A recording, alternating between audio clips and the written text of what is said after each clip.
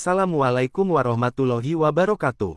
Halo teman-teman semua, berjumpa lagi di channel Galeri RNSW. Di video kali ini, saya akan menceritakan tentang Masjid Peninggalan Wali Songo di Pulau Jawa. Seperti apa ceritanya? Yuk, langsung saja kita simak videonya.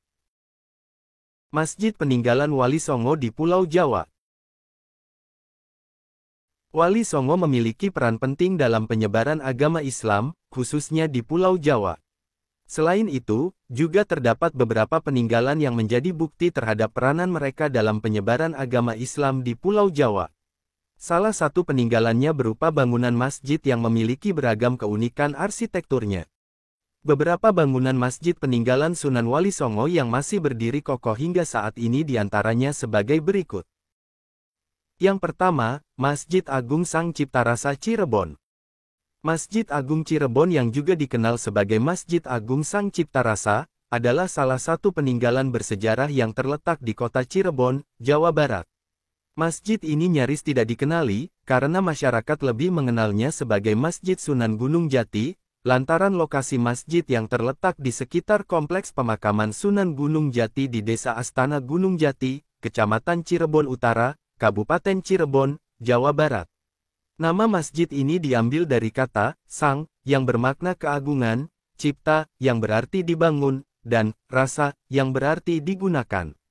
Kehadiran Masjid Agung Sang Cipta Rasa sangat berkaitan erat dengan kehadiran Syarif Hidayatullah, seorang dai atau mubalik dalam barisan Wali Songo yang bertugas menyebarkan agama Islam di wilayah Jawa Barat, khususnya di Cirebon. Setelah ia wafat, namanya lebih dikenal dengan gelar Sunan Gunung Jati, karena ia bermakam di sebuah bukit yang oleh penduduk setempat disebut Astana Gunung Jati. Konon, masjid ini adalah masjid tertua di Cirebon. Masjid ini dibangun pada abad ke-15 atau tahun 1480 Masehi atas prakarsa Nyi Ratu Pakungwati dengan bantuan Wali Songo dan beberapa tenaga ahli yang dikirim oleh Raden Patah. Menurut sejarah, pembangunan masjid ini dikabarkan melibatkan sekitar 500 orang yang didatangkan dari Majapahit, Demak, dan Cirebon sendiri. Dalam pembangunan masjid ini, Sunan Kalijaga mendapat penghormatan untuk menjadi arsiteknya dan mendirikan soko guru tiang utama, yang dibuat dari kepingan-kepingan kayu, kemudian disusun atau diikat hingga menjadi sebuah tiang yang dinamakan atau terkenal sebagai soko tatal, yakni tiang yang terbuat dari tatal atau serpihan kayu. Selain itu, Sunan Gunung Jati juga memboyong Raden Sepat, arsitek Majapahit yang menjadi tawanan perang Demak Majapahit untuk membantu Sunan Kalijaga merancang bangunan masjid tersebut. Masjid ini merupakan salah satu contoh arsitektur Islam klasik yang memukau dan menjadi salah satu landmark penting di Cirebon. Dilihat dari bentuk kubahnya, memang tidak terlalu istimewa karena bentuknya hampir sama dengan rata-rata masjid kuno di seluruh Nusantara, yakni berkubah 5 piramida. Masjid ini memiliki gaya arsitektur yang menggabungkan unsur-unsur arsitektur Islam, Jawa, dan Tiongkok.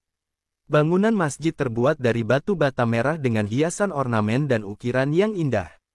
Salah satu ciri khasnya adalah atap yang melengkung dengan detail kayu yang rumit. Seluruh dinding masjid dihiasi porselen buatan Tiongkok yang berbentuk piring warna merah dan biru. Konon, hiasan piring-piring porselen itu dibuat pada masa dinasti Ming. Dahulunya, masjid ini memiliki memolo atau kemuncak atap.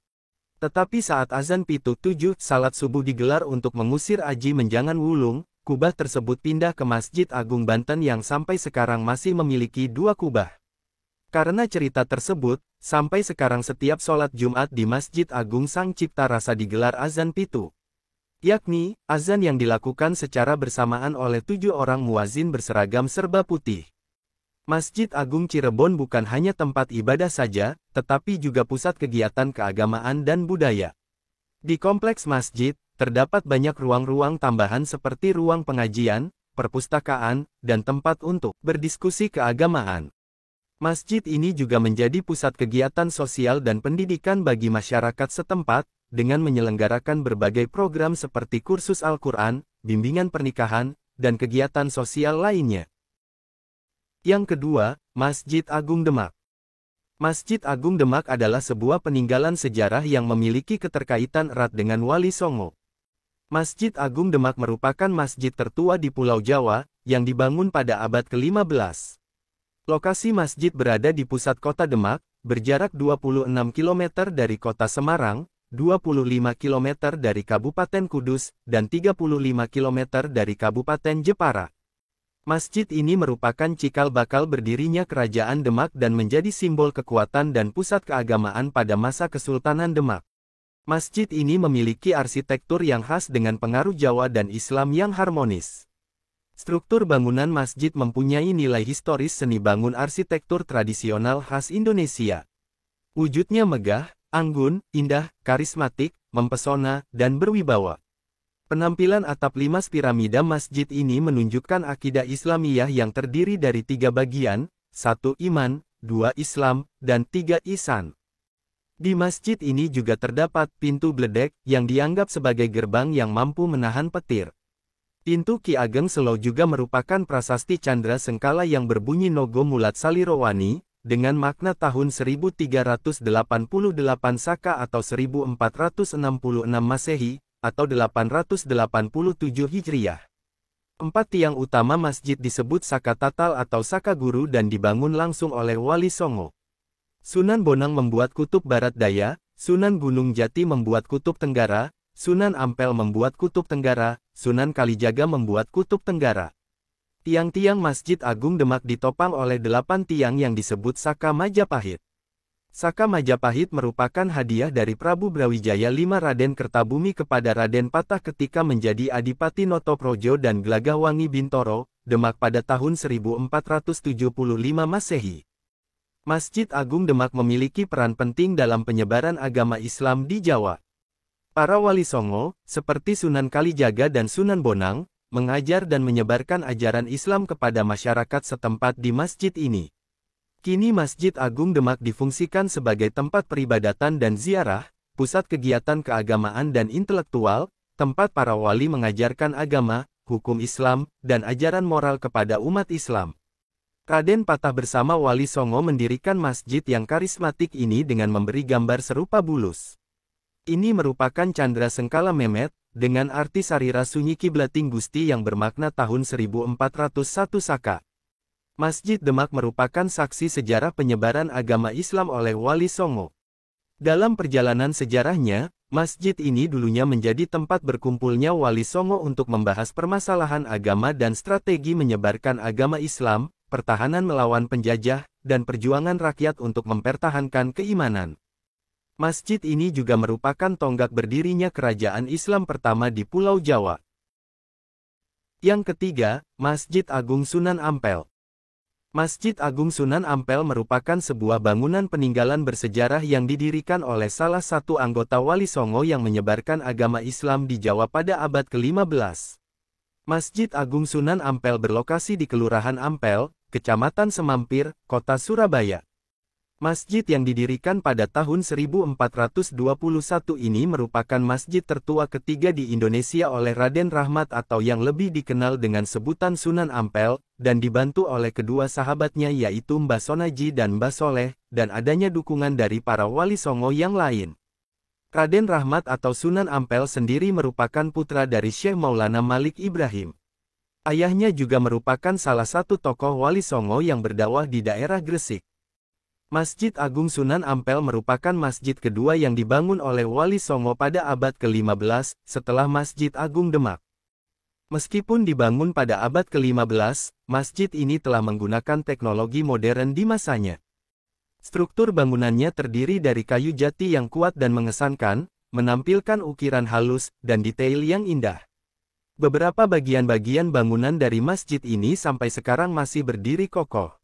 Seperti 16 tiang masjid yang masing-masing memiliki tinggi 17 meter dengan diameter 60 cm, yang terbuat dari kayu jati asli. Masjid Agung Sunan Ampel juga menjadi tempat peristirahatan terakhir bagi Sunan Ampel, dan makamnya terletak di dalam kompleks masjid. Di dalam masjid juga terdapat beberapa bangunan tambahan seperti makam para pengikut Sunan Ampel yang memiliki nilai sejarah yang tinggi. Hal ini membuat masjid ini menjadi tempat yang sangat suci dan dihormati oleh umat Islam. Masjid Agung Sunan Ampel tidak hanya berfungsi sebagai tempat ibadah saja, tetapi juga sebagai pusat kegiatan keagamaan dan budaya. Selain itu, masjid ini juga menjadi tempat yang penting untuk kegiatan dakwah dan pengajaran agama Islam. Setiap harinya, ribuan umat Islam datang ke masjid ini untuk melaksanakan sholat, membaca Al-Quran, dan mengambil berkah dari peninggalan seorang wali Allah. Yang keempat, Masjid Menara Kudus. Masjid peninggalan bersejarah Wali Songo berikutnya adalah Masjid Menara Kudus. Masjid yang berlokasi di Desa Kauman, Kota Kudus, Jawa Tengah ini dibangun pada tahun 956 Hijriah atau tahun 1549 Masehi. Masjid ini memiliki nilai sejarah dan keagamaan yang sangat tinggi, karena dianggap sebagai salah satu masjid tertua di Indonesia yang masih berdiri kokoh hingga saat ini. Masjid yang dibangun oleh Sunan Kudus ini merupakan bangunan yang memiliki perpaduan corak Hindu, Buddha, dan Islam. Masjid ini juga memiliki ciri khas utama yaitu menaranya yang menjadi simbol yang sangat terkenal. Keunikan dari menara masjid ini yang berbentuk seperti bangunan candi Hindu. Menara ini merupakan struktur yang unik dengan gaya arsitektur Jawa dan Arab yang dipadukan. Sunan Kudus sengaja membuat bentuk menara tersebut seperti candi Hindu bukanlah tanpa alasan. Hal itu dilakukan karena memang metode dakwah Wali Songo adalah lewat akulturasi budaya. Menara Kudus sendiri memiliki tinggi 18 meter yang disusun menggunakan batu bata merah dengan bagian dasar berukuran 10 x 10 meter. Menara Kudus juga memiliki serangkaian tangga yang melingkar di dalamnya untuk akses naik ke atas menara dan menikmati pemandangan kota dari ketinggian. Sunan Kudus juga membuat padasan atau tempat wudhu yang unik dan susunan bata merah yang menghiasi bangunan berbentuk persegi panjang dengan pancuran berjumlah 8. Hal ini dilakukan Sunan Kudus sebagai bentuk upaya dalam melakukan pendekatan terhadap umat Buddha, yang mana jumlah pancuran tersebut bermakna jalan berlipat 8 atau Sanghika Marga. Selain itu, Sunan Kudus juga memberikan arca kepala kebo bumerang di atas pancuran tersebut. Di bagian dalam masjid juga terdapat gapura dengan corak Hindu, seperti pintu gerbang vihara atau pura. Masjid Menara Kudus juga menjadi tempat yang penting dalam sejarah toleransi agama di Indonesia yang juga menjadi ikon wisata religi di Indonesia. Meskipun awalnya dibangun sebagai tempat ibadah Islam, masjid ini juga memiliki makam Sunan Kudus yang dihormati oleh umat Muslim dan Hindu. Hal ini mencerminkan semangat toleransi dan kerukunan antar agama yang telah ada sejak lama di Indonesia. Konon, Sunan Kudus pernah membawa sebuah batu dari Baitul Maqdis di Palestina saat ia sedang menuntut ilmu. Batu tersebut kemudian digunakan sebagai batu pertama pendirian masjid yang kemudian diberi nama Masjid Al-Aqsa. Tetapi belakangan ini, justru masjid tersebut populer dengan sebutan Masjid Menara Kudus, karena merujuk pada bangunan menara setinggi 18 meter di halaman masjid yang menyerupai candi dan memakai arsitektur bercorak Hindu Jawa. Yang kelima, Masjid Pesucinan Gresik. Masjid Pesucinan juga menjadi saksi bisu penyebaran agama Islam oleh Wali Songo. Masjid yang merupakan peninggalan Syekh Maulana Malik Ibrahim, salah satu wali dari 9 Wali Songo ini bernama Masjid Pesucinan yang terletak di Dusun Pesucinan, Desa Leran, Kecamatan Manyar, Kabupaten Gresik, Jawa Timur, atau berjarak sejauh 9 km dari pusat kota Gresik. Masjid Pesucinan didirikan Syekh Maulana Malik Ibrahim pada tahun 1404 Masehi, saat mengawali penyebaran agama Islam. Karena itu, masjid ini juga menjadi masjid tertua di Pulau Jawa. Konon, kedatangan Maulana Malik Ibrahim ke Indonesia tercatat sekitar tahun 1389 Masehi. Ketika pertama kali datang di pesisir utara Jawa, Maulana Malik Ibrahim langsung mendirikan masjid dengan nama Pesucinan yang berada di Desa Leran. Nama masjid tersebut memiliki filosofi untuk menyucikan masyarakat setempat yang belum memeluk Islam. Daerah tempat berdirinya masjid tersebut hingga kini dikenal dengan nama Dusun Pesucinan.